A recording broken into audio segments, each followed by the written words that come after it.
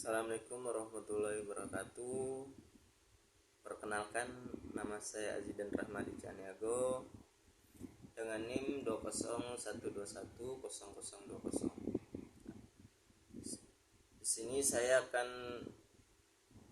melaksanakan tugas ujian tengah semester dengan membuat sebuah video presentasi yang berjudul Lapas dari Segi Penunjukan Atas Hukum Dilalah.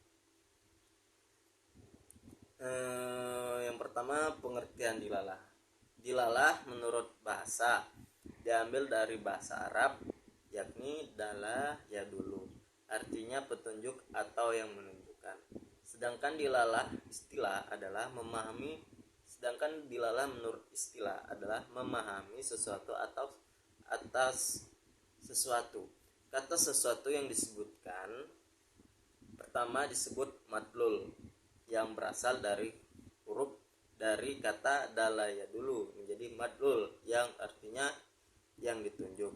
Dalam hubungan dengan kata hukum disebut madlul itu adalah hukum itu sendiri. Kata sesuatu yang disebutkan kedua kalinya disebut dalil, yang menjadi petunjuk. Yang dalil ini asal katanya yaitu dalaya dulu. Nah, dalam hubungan dengan hukum, dalil itu disebut dalil hukum.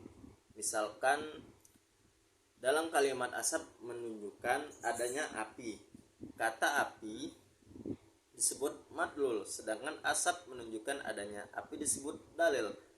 Pembahasan tentang dilalah ini begitu penting dalam ilmu logika dan usul fikih, karena termasuk dalam salah satu sistem berpikir. Untuk mengetahui sesuatu itu tidak mesti dilihat atau mengamati sesuatu itu secara langsung, tetapi cukup dengan menggunakan petunjuk yang ada. Berpikir dengan menggunakan petunjuk dan isyarat disebut berpikir secara dilalah. Nah, selanjutnya pembagian dilalah.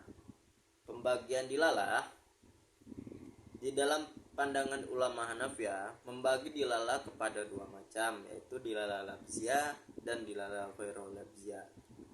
Penjelasan dilalah labziyah atau bisa disebut petunjuk berbentuk lapas, yaitu dilalah dengan dalil yang digunakan untuk memberi petunjuk kepada sesuatu dalam bentuk lapas, suara atau suara kata. Dengan demikian, lapas, suara, dan suara kata menunjukkan kepada maksud tertentu itu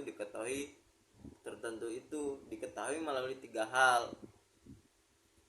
Pertama, melalui hal-hal yang bersifat alami yang menunjukkan kepada maksud tertentu yang dapat diketahui oleh setiap orang di seluruh alam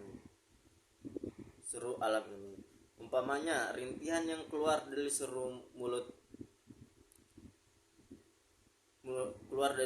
mulut seseorang adalah memberi petunjuk bahwa orang yang mengeluarkan suara rintihan itu berada dalam kesakitan.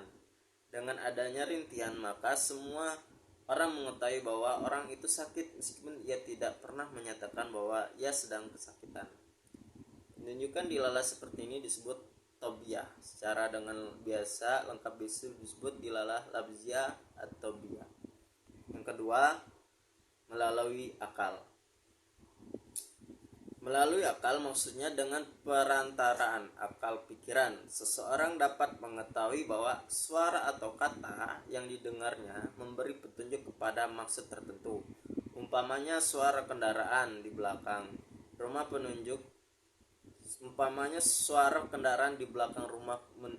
rumah menunjukkan adanya bentuk kendaraan tertentu yang lewat di belakang rumah itu. Dengan adanya suara itu dapat dicerna oleh akal bahwa suara itu adalah suara kendaraan jenis tertentu, meskipun kendaraan tersebut belum dilihat secara nyata. Penunjukan secara suara tersebut dinamai akliyah. Yang ketiga, yang C, melalui istilah. Melalui istilah yang dipahami dan digunakan bersama untuk maksud tertentu. Umpamanya, kita mendengar ucapan binatang yang mengeong, kita akan mengetahui apa yang dimaksud ucapan itu, yaitu kucing. Hal ini dimungkinkan karena kita sudah memahami dan menggunakan ungkapan binatang yang mengeong itu untuk memberi istilah pada kucing. Penunjukan bentuk ini disebut wad'iyah. Lalu selanjutnya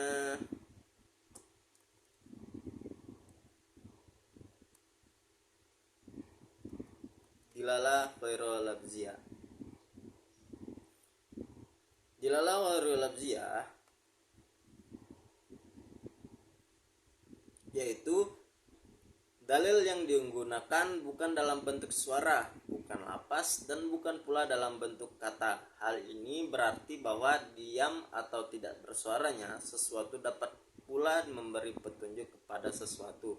Contohnya seperti raut muka seseorang mengandung maksud tertentu. Nah, di dalam makna, diamnya sesuatu itu dapat diketahui melalui hal-hal 3 macam, yaitu sebagai berikut. Yang pertama, melalui hal-hal yang bersifat akal yang dapat dipahami oleh semua orang di mana saja. Umpamanya warna pucat pada wajah seseorang menunjukkan bahwa ia sedang ketakutan. Hal ini dapat diketahui bahwa secara alamiah tanpa dibuat-buat. Bila seseorang berada dalam ketakutan, maka mukanya akan pucat. Pucat itu timbul dengan sendirinya dari rasa takut itu. Yang kedua, melalui akal, maksudnya meskipun tidak ada suara atau kata, namun akal dapat mengetahui apa yang terdapat di balik diamnya sesuatu itu. Umpamanya asap yang mengepul dari sesuatu menunjukkan ada api di dalamnya, meskipun tidak ada petunjuk dalam bentuk suara atau kata, namun seseorang melalui akalnya dapat mengetahuinya, karena menurut pertimbangan akal, di mana ada asap pasti ada api. Yang ketiga, melalui kebiasaan dalam menggunakan sesuatu sebagai tanda isyarat untuk maksud tertentu. Umpamanya huruf H di depan seorang muslim menunjukkan bahwa orang itu sudah melakukan ibadah haji. Makna dalam huruf H itu yaitu haji. Nah, hal itu dapat diketahui karena sudah menjadi kebiasaan yang dapat dipahami bersama bahwa orang yang sudah haji menambahkan huruf H di depannya. Maka semua orang tahu bahwa sudah haji. Penggunaan tanda atau tanda lainnya banyak digunakan dalam kehidupan. Di antara maksudnya adalah untuk penghematan bahasa. Dengan cara itu, maka sedemikian banyak maksud yang disampaikan dalam komunikasi dapat disingkat dengan menggunakan lambang dalam bentuk sebuah huruf atau tanda. Di antaranya seperti tanda kepangkatan lingkungan ABRI dan tanda rambu lalu lintas. Selanjutnya dilalah dalam pandangan aliran Hanafiyah. Dilalah lafziyah dalam pengertian ini ialah yang menjadi dalil adalah lapas. Menurut lahirnya, dilalah ghairul lafziyah ialah yang menjadi dalil bukan melalui lapas. Menurut lahirnya, dilalah ghairul lafziyah di kalangan Hanafiyah disebut dilalah sukut. Nah, pengertian dilalah lafziyah menurut pandangan aliran Hanafiyah itu ada 4. Yang pertama, dilalah ibarah.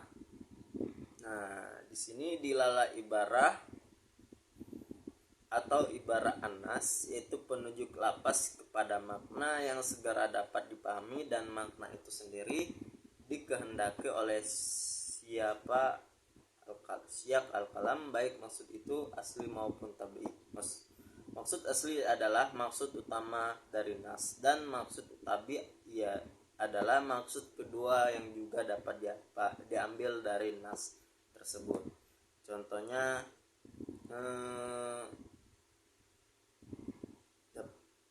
ibaro an-nas wa huwa al-labdu wa makna hadalatul labdu ala makna maksuda asliyah wa ghairu asliyah. Dalalah ibarat lafaz, maknanya petunjuk lafaz kepada makna yang dimaksud, baik maksud asli atau tidak. Nah, makna petunjuk lafaz kepada makna yang dimaksud, baik maksud itu asli atau tidak, menurut Abu Zahro di dalam ahli ashabani adalah, sedangkan penulis Penulis At-Tahrim mendefinisikan dalalatu ayil lafdi ala makna hala kaunahu maksuda asliya walau lazama wa huwa ma'asyiro indahum qol nasyi awil khaira asli. Yang artinya penunjuk lapas atas makna dalam keadaan sesuai dengan yang dimaksud secara asli, meskipun dalam bentuk lazim. Lapas jenis inilah yang diperhitungkan oleh ulama usul dalam nas atau bukan dalam bentuk asli. Nah, dalam makna tersebut bermakna bahwa makna yang dimaksud dapat langsung dipahami dari lapasnya, baik berupa penggunaan menurut asal usulnya nas maupun tidak menurut asal usulnya zahir.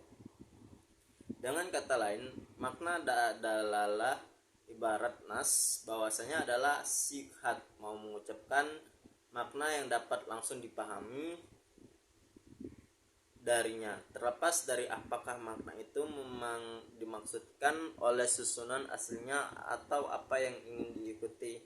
Itulah yang dimaksud oleh penempatannya. Contoh firman Allah Subhanahu wa taala dalam surat An-Nisa ayat 3.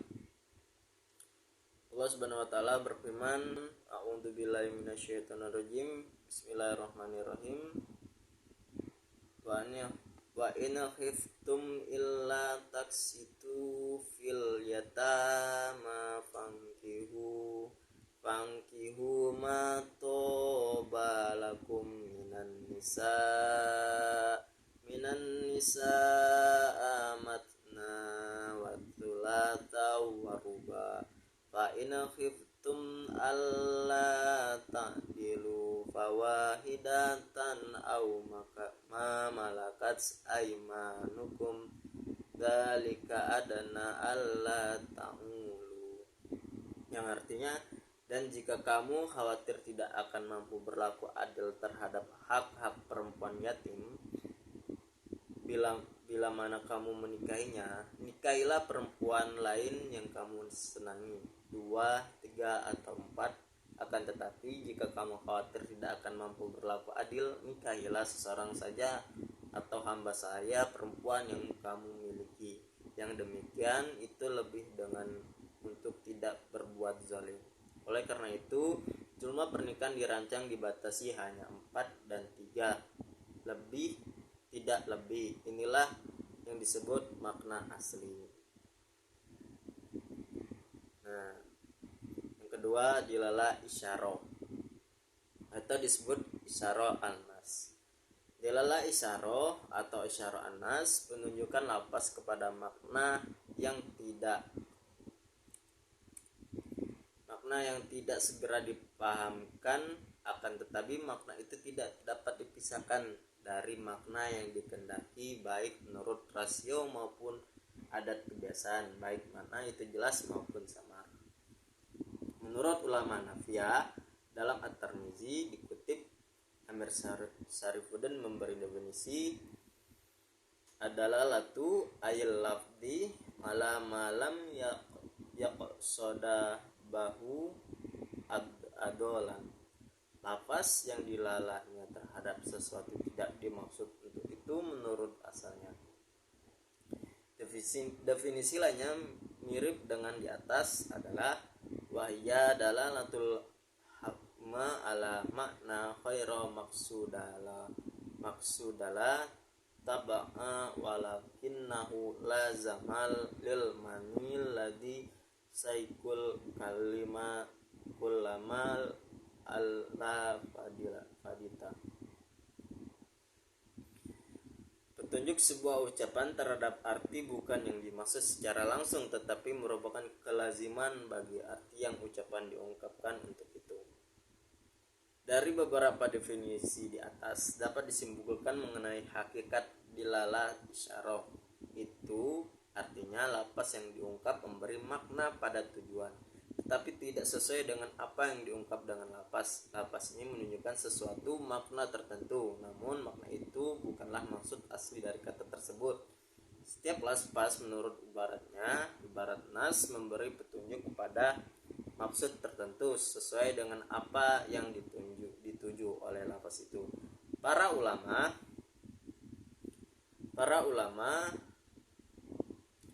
usul juga dapat menangkap bentuk lafaz yang demikian untuk memberi petunjuk atau isyarah kepada maksud lain.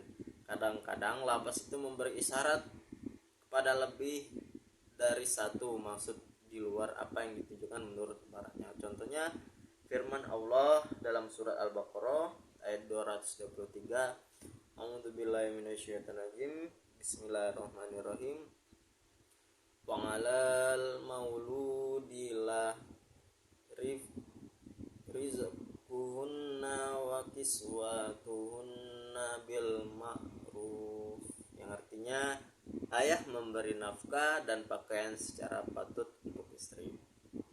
Ibarat lapas ayat di atas menunjukkan kewajiban si ayah atau suami untuk memberi nafkah dan pakaian yang layak untuk istrinya atau jandanya dalam masa iddah. Ungkapan maulid yang berarti mauludalahu yang berarti ayah sebagai pengganti dari lafaz al-abu yang digunakan dalam bait ini oleh sebagian mujtahid yang terteliti menjadi titik perhatian. Meskipun kedua lafaz ungkapan itu sama artinya, namun kepada Allah menggunakan lafaz mauludalahu. Tentu di sini ada alasannya tersendiri dengan arti mauludahu, yaitu anak bayi. Nah, tentu di sini ada alasannya, tidak terlihat alasannya tersendiri yang mungkin tidak terlihat oleh orang biasa. Lafaz yang digunakan untuk maksud ayah dalam ayat ini menggunakan rangkaian dua kata, yaitu mauludalahu yang dilahirkan atau anak. Dan lafaz lahu untuknya, sedangkan kata pengganti lahu dia maksudnya adalah ayah. Ungkapan ini asalnya berarti anak untuk ayah. Rangkaian lafaz mauludalahu tersebut menurut hasil telah mujtahid memiliki maksud lain, yaitu bahwa anak adalah kepunyaan ayahnya, atau dalam istilah hukum anak dinasabkan kepada ayahnya. Contoh lain adalah firman Allah dalam surat Al-Baqarah ayat 187 yang mengisyaratkan kepada beberapa maksud. A'udzubillahi minasyaitonirrajim. Bismillahirrahmanirrahim. Wa kulu washrabu hatta yatabayyana lakumul khaytul abyadu minal khaytil aswadi minal fajr, yang artinya makan dan minumlah hingga jelas bagimu perbedaan antara benang putih dan benang hitam, yaitu fajar. Ayat di atas menurut ibaratnya mengandung arti bolehnya makan dan minum serta berhubungan pada sepanjang malam. Di samping itu, isyarat ayat tersebut mengandung beberapa maksud, antara lain yang pertama, seorang yang masuk waktu subuh dalam keadaan junub sah puasanya hari itu, karena sebelum ayat itu ada firman tuma itamu siyama ilal lail yang mengandung arti bahwa bila hubungan badan dilakukan di akhir waktu malam, maka mandinya dilakukan setelah terbit fajar. Hal ini berarti di dalam keadaan junub. Yang kedua, niat puasa yang dilakukan sesudah terbit fajar adalah sah karena lafaz summa adalah untuk maksud akibat yang dilakukan kemudian. Bila disuruh melakukan puasa sesudah terbit fajar yang dilakukan dengan niat dan menahan diri, maka dapat diketahui sahnya niat sesudah terbit fajar. Ketiga, rukun puasa itu adalah menahan diri dari tentunya dua nafsu. Nah, yaitu nafsu syahwat, karena perbuatan tersebut hanya boleh dilakukan sebelum terbit fajar. Hal ini mengandung arti bahwa semua yang disebut sebelum terbit fajar menjadi terlarang, artinya harus menahan diri dari semua itu. Yang ketiga, dilala al-dilala.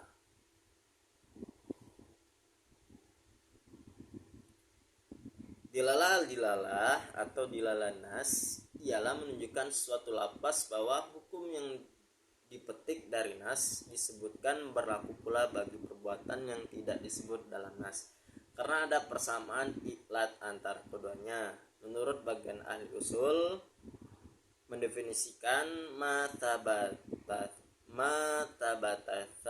bimakna an bimaknal nadomal khotalil istinbata bi roji, yang artinya apa yang diterapkan dengan makna menurut aturan bahasa dan bukan melalui cara istinbat dengan menggunakan daya nalar. Dari definisi di atas dapat disimpulkan bahwa dilalah nas adalah petunjuk lafaz yang tersurat terhadap apa yang tersirat di balik lafaz itu.